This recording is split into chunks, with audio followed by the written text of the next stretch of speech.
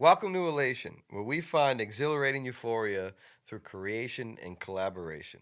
Today we're here with Mr. First Class Rossy. Yes, sir. First Class. Now, beyond the obvious aspects of the First Class, what made you pick that name? Actually, my bro gave it to me. He not with us anymore, but he just him looking from the outside in. He was like, "Bro, you first class. Like everything you do, it just fits your the way you move. So like it just stuck." And before that, I was Young Rossy. It was like way too many Youngs, and then I didn't really like Young Rossy anymore. So when he came with the first class, I just ran with it. And first class is like what everybody strive for. It's like what everybody working for to be able to sit in the front of the plane. So Well, it makes sense. It it makes makes beautiful sense. sense, It makes right? absolute sense.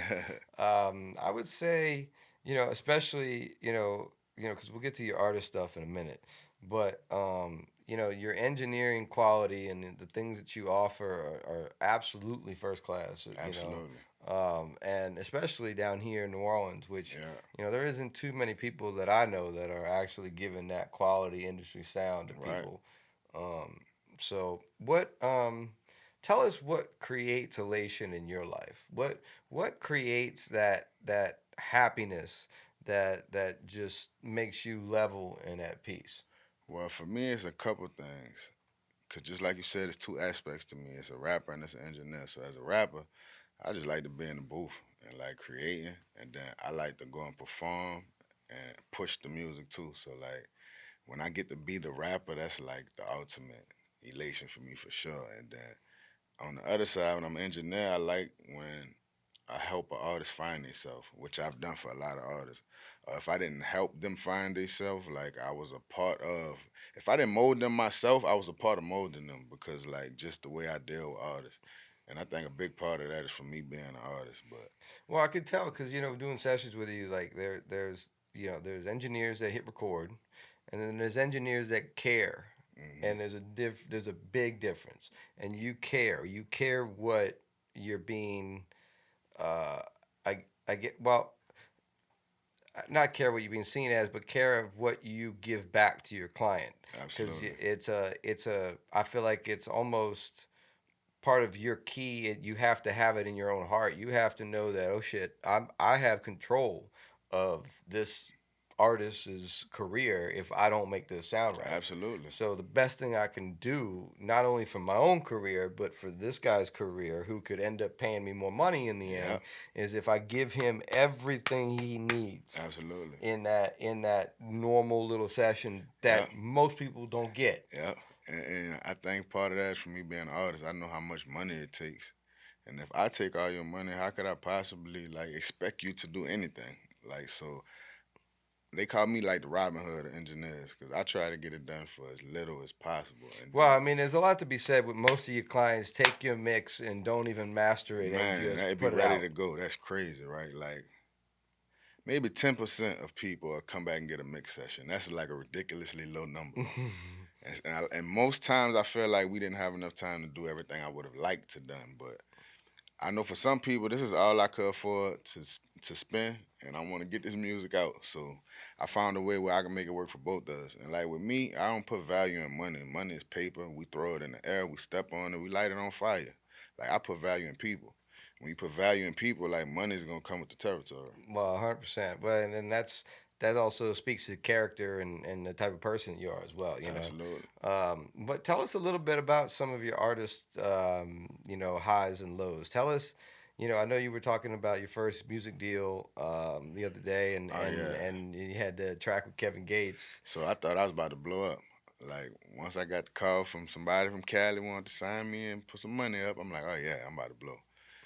It didn't really Well, go that like was that. after an interview on Shade 45. We Yeah, can't we look, can't knock I that. hadn't. I was spending my own money, so like I was doing marketing. I was in the double XL with Wayne on the cover, and we were doing a lot with Shady 45. So I just did like a phone interview, and once the interview was over, I just got a call from a Cali number, and when I answered, it was them. My lawyers negotiated with them for about a month, and then we signed it. We ended up doing the Gate song ASAP, but then like they didn't really want to spend money. Like the money they wanted to spend, I was spending myself. So Right. like We ended up parting ways, and then that gave me a little better perspective on like how this really works. Right. And then I was able to start maneuvering myself. Right.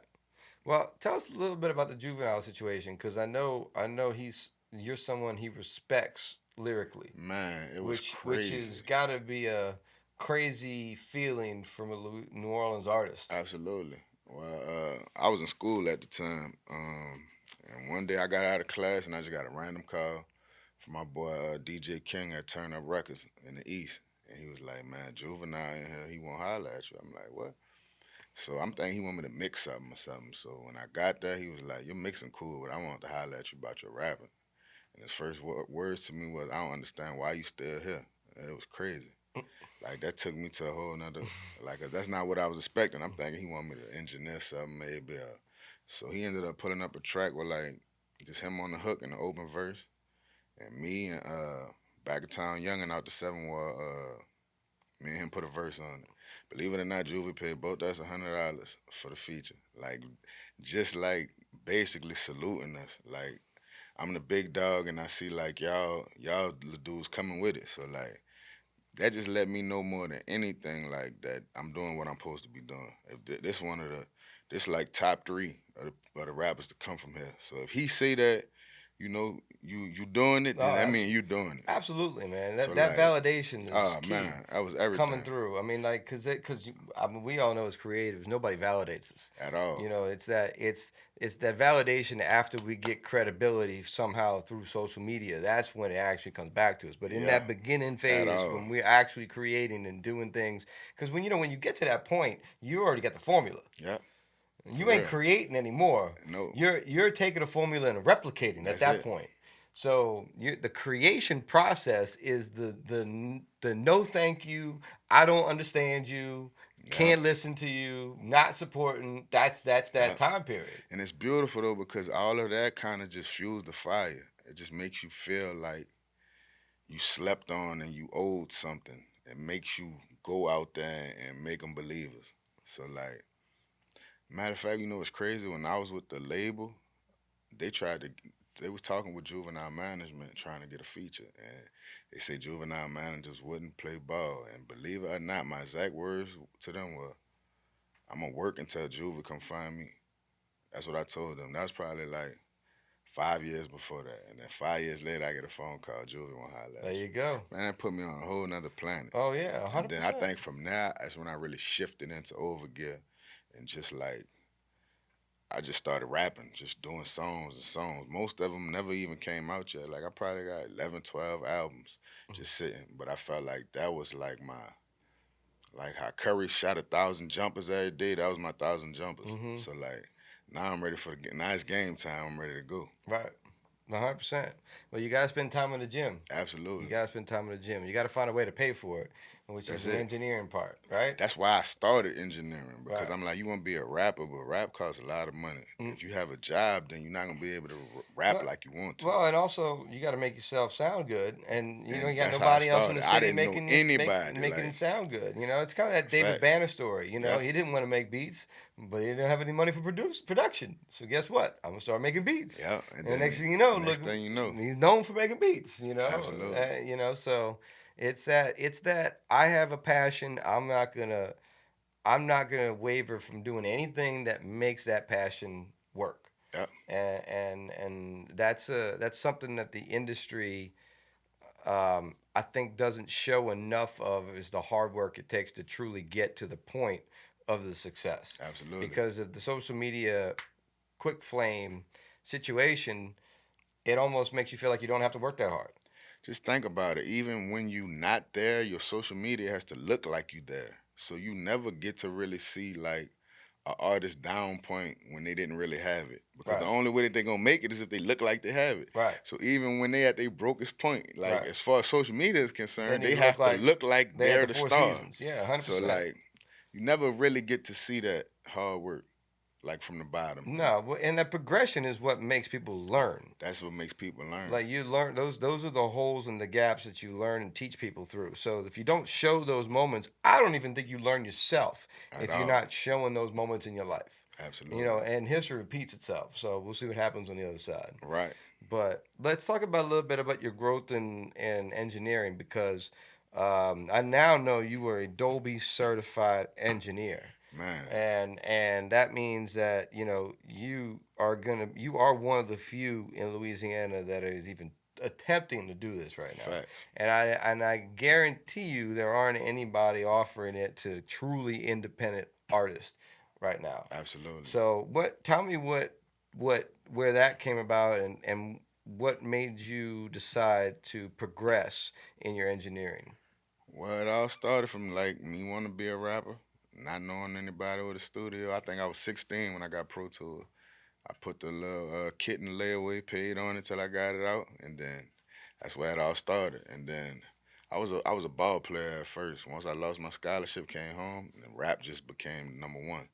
So I had my studio set up all the time. Ended up making a plug with our bro Dell Mm-hmm. and Aviana boosted daughter. She needed somewhere to record one day, and Dell called us. We had never did an outside session yet, but there's no way I'm gonna say I'm not recording Aviana. So that's where it all started. And by her being a kid, that made me have to learn a lot very quickly.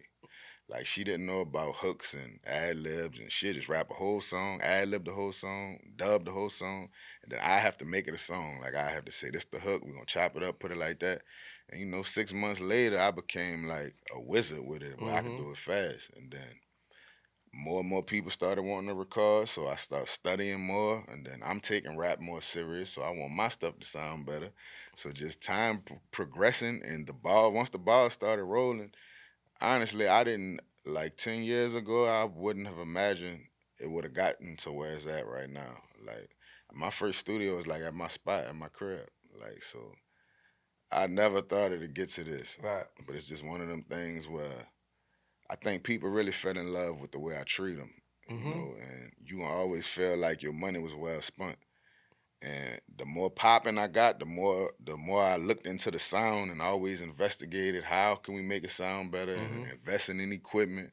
And as the equipment got better and better, I started with nothing, so I Well, know how to make you were learning. magic. You were learning for you, but you weren't scared to share it. Absolutely, because like I'm so confident in my talent to where I'll show you anything. Like I feel like I don't want to just be great by myself. If I could be responsible for five, six other great people, Right. like that just adds to my You also legacy. know how hard you had to work to get to great. Man, So, it was so hard. So if I so could give if somebody a well, shortcut, but not only that, but like if you also test people like that. Like absolutely I know what it takes to get here. I'm gonna give you this little bit. Let's see if you can even get right. And halfway. see if you can facts. You know, Definitely. like let's see how. Let's say And then I look, cut out a lot of motherfuckers like that. I've seen some people making it, some people not, Yeah. and it's a few artists that made their way and started making a name for themselves.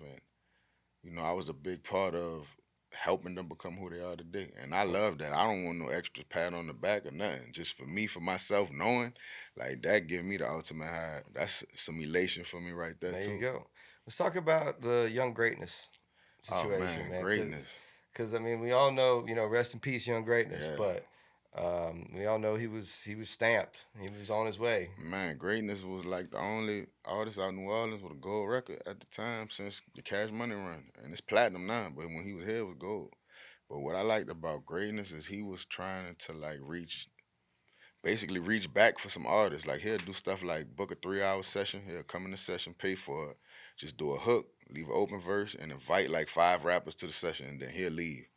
And then y'all just do the song. I'm gonna put the song out. Like he was doing stuff like that. So that's why I really like He's greatness. really giving back to the city. Yeah, definitely. He was at least attempting, like, but he just ain't get a chance to go through. But he's the only artist like that had a name that I saw do something like that. And I always respected that. And he was a lot better than we gave him credit for. Like it's crazy how we looked at greatness. But like in Atlanta, they love dude to death. Like I got a song with him, and they used to play that shit back to back in the club in You Atlanta. got more than a song with him. You got like a whole I mixtape with I him. mean I have like 18 unreleased songs, like from him. But I just happened to put one that me and him had together out. But I got a lot of work from him. Hmm. I talked to his mom before, and she just wanted to get past the court and all of that shit, and then she was gonna decide it, how we'll move forward. But I'm Right. sure they wanna let his last works be heard. I would think so. I But would think dude so. was special, man. He was a lot better than we gave him credit for. Well, it sucks that it's got to end at Waffle House. Man, it's crazy. Like the life down here, just the culture and things have gotten shifty. Yeah, it's gotten crazy. I mean, it's always been a little off, but it's definitely gotten a little extra. Yeah, especially in the music game, it just don't make it any better. No, it makes it hard to do real business. Absolutely. I mean, because a part of this is about getting out of that. Yep. That's what this is truly started as. Yep. In a sense, it's a pathway to real money. Yep. Not jail time. Facts. But the problem is they didn't just made it so expensive to where the only people could afford it is like your unsavory characters that this type of stuff follows. So it's like it's just a cycle. It's just a cycle that's just so hard to break. That's why like when the day come when I blow, like I'm gonna be the one. I always felt I was gonna be the one that's gonna take the lid off the city. Like, because if I could be responsible for a whole bunch of successful people, like I feel like that make me like the ultimate boss.